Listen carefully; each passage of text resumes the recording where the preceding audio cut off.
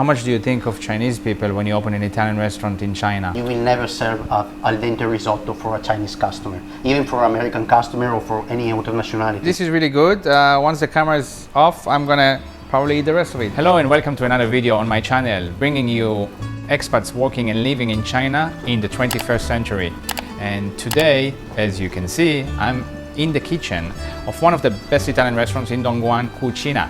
And I'm here to talk to Chef Andrea Donazzan, right? Exactly. Hi, Zee. How are you? Hey.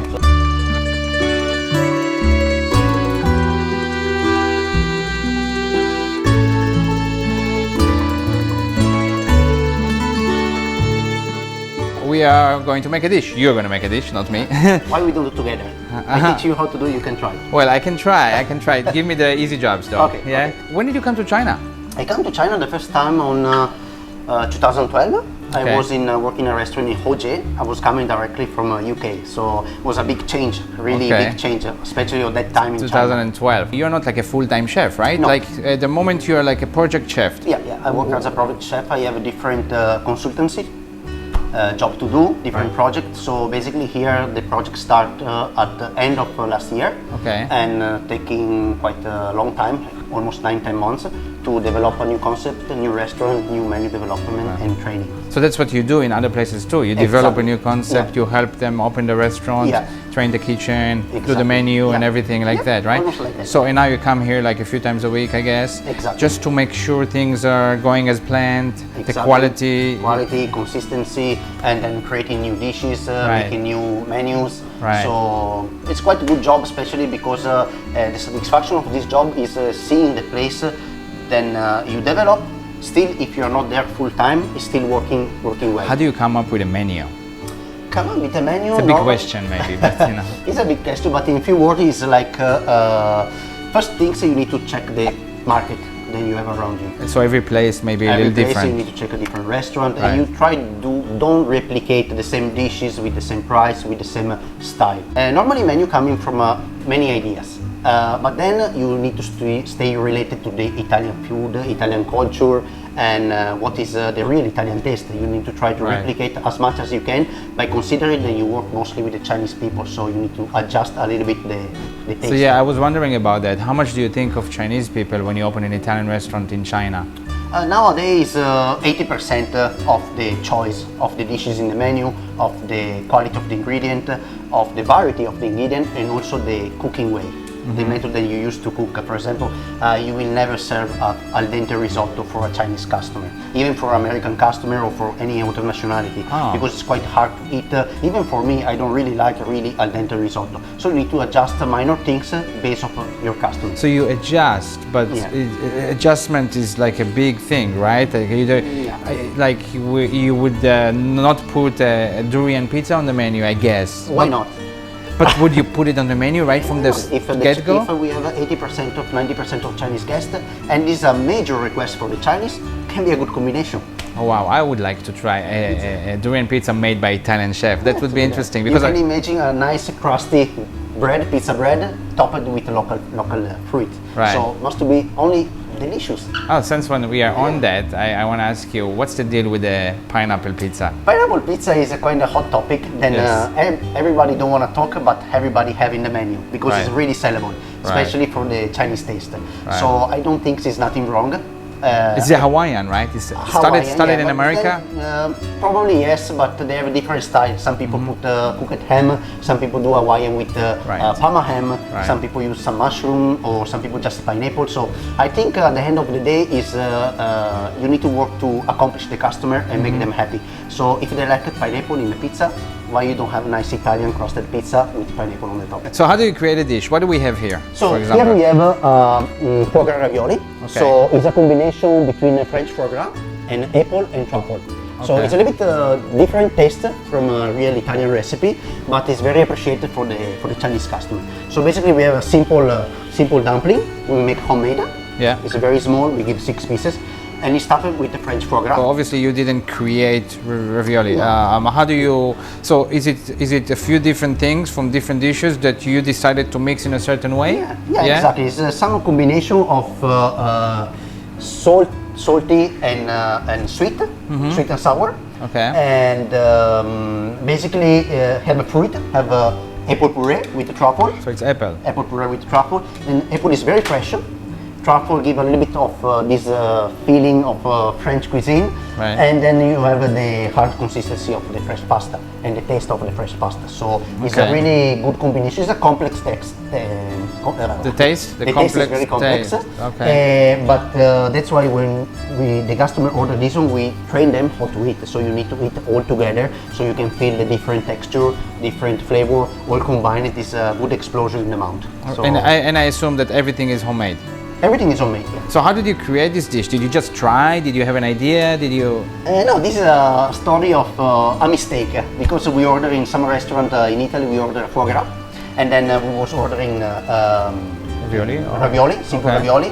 That I don't remember what it was stuffed, and then we were having fruit plate on the table. And then by tasting, in my mouth coming with this combination, you say, wow, why we don't create something inside the already ravioli? together. Yes, ready to really combine a combo inside a small piece of fresh pasta. And then you go to the kitchen and you try. We try. We fail a lot of time to combine the balance, and then at the end is coming the good result. So now basically we have, as Italian, we need to have boiling water. Sure. Then we need to add Right. salt. Okay. All There right. is some very funny video online that they put pasta and then they start to boil the water. Then we put a little bit of olive oil in the water Okay. and we start to cook our dumpling. How do you decide it's 6 pieces? 6 pieces is a balance of quantity in our menu. So all the dishes have a balance. Okay. So we don't over 150 to 200 grams for dishes. Okay. Complete dishes. So you want to make it a certain size? Yeah, we want to create the situation then the customer can try not only one dishes but can try multiple dishes at the same time. So Okay. our vision is to give more experience to the customer. Now the ravioli is cooking. It's taking like 6 minutes more or less. Then we have our sauce. Then we just need to. This is created in advance, so we already make the puree in advance. So we just need to create. This must be not really hot because the ravioli is already hot. We need to create something that is warm. So they have also help for the contrast and the taste of the apple. Apple very hot doesn't taste like fresh as a warm apple. So taste is much more complex in general than Yeah. what people like regular people think about, right? Yeah, so exactly. taste, like you said, taste heat of different ingredients, Yeah. right? Yeah. The mix of the different taste of different ingredients, the mix, right? Yeah. And also you said like even what you just ate before or what you eat after, right? Normally you start with a light taste and then go with more complex taste. Right. Like the wine, you start with a light wine and go with a more complex. And the drink, what you drink with the food may It's very affect important. the We don't taste. suggest to drink coffee before having a meal, for example. Right. Or we don't suggest to have a dessert before having a pasta. Right. So we destroyed the feeling on the mouth and all the sense and the taste of the dishes. Right. So Is ravioli very popular in Italy? yeah, it's very popular. It's kind of let's say home-style dishes that every grandma was doing when the kid is young. So it's quite enjoyable to do.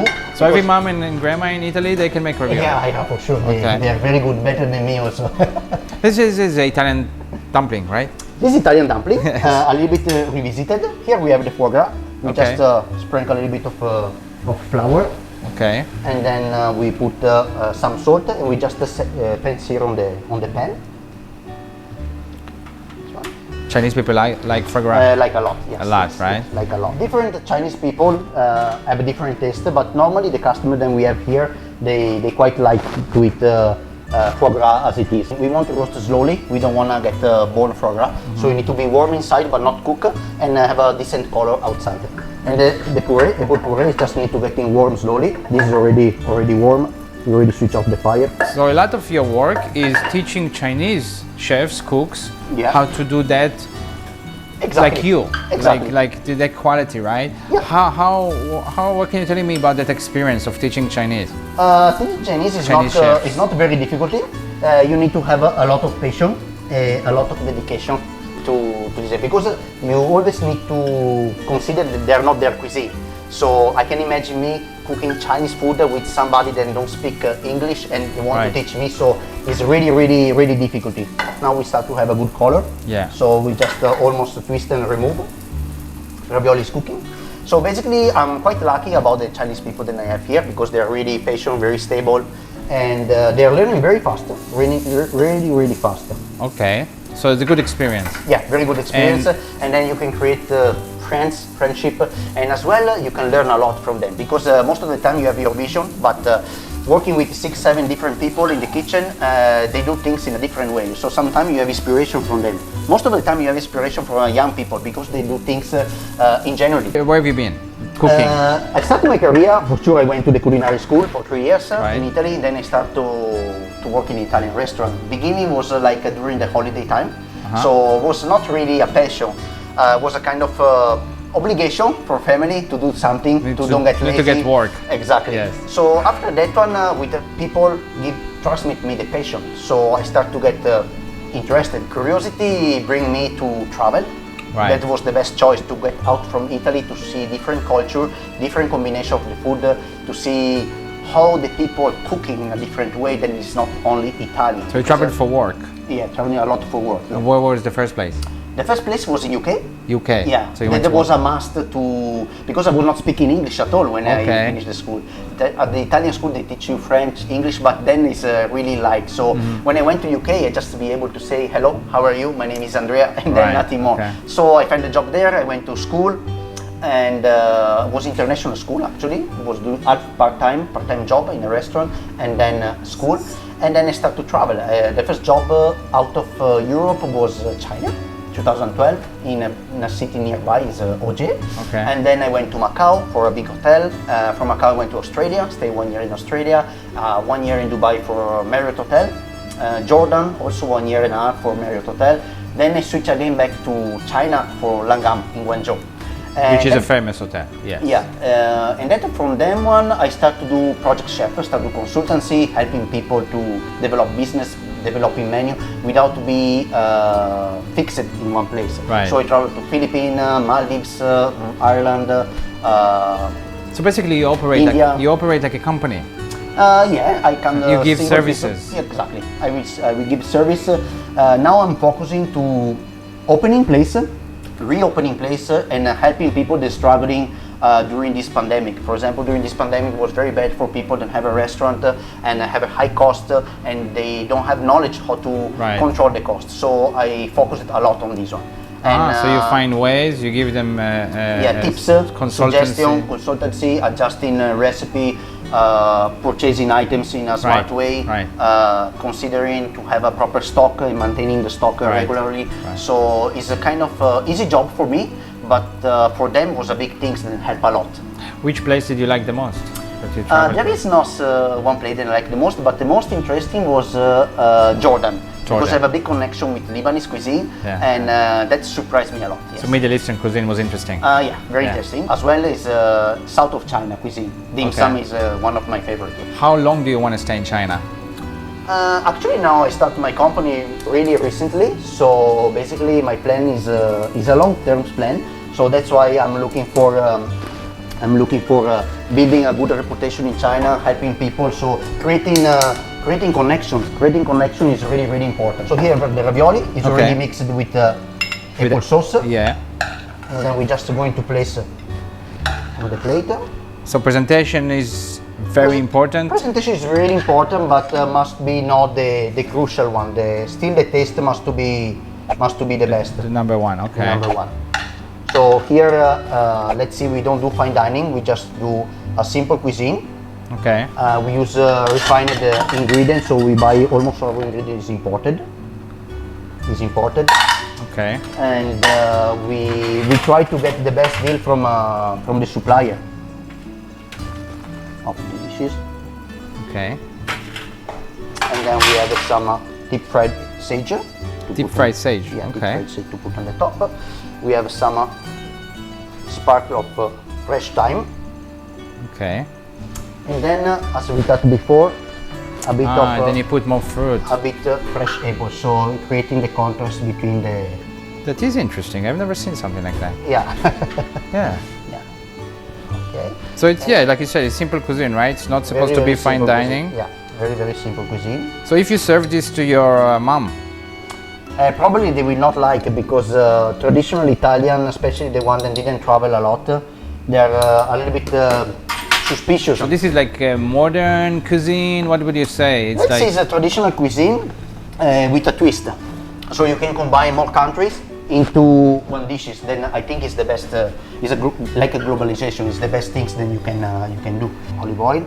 The taste and presentation is very important. So the dishes must be appealing to the guest, and then it's coming the taste, of course. Right. Olive oil give it good smell and everything. Olive oil is fresh, so give a little bit of a twist, a bit of a sense of Italy. Right. All right. Let's try. I guess. I mean, it's already here. So. Voila. I suggest to try a piece of foie gras. Just a piece of foie gras, or piece together? Of foie gras together with the ravioli with the apple. So get it together. Yeah, exactly. You mean get it together? Yeah, with this one maybe have an apple. With apple, yes.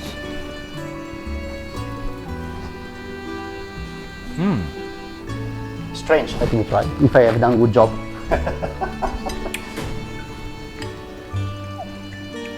Oh, it's full of flavor and mix of flavor.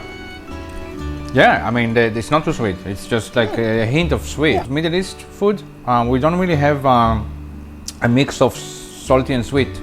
But my wife is American. Okay. And you can say anything about American cuisine, some negative things, I would say even. But they eat sweet and salty together. Yeah. And over the years, I got used to it. And this is really good. It's really nice. Thank you. I think most of the Italian, for example, as Italian, normally when I was living in Italy, my breakfast was cappuccino and brioche. Then when I start to go out, even in UK, you start to eat salty things like sausages, eggs, and now I cannot eat any more sweet in the morning.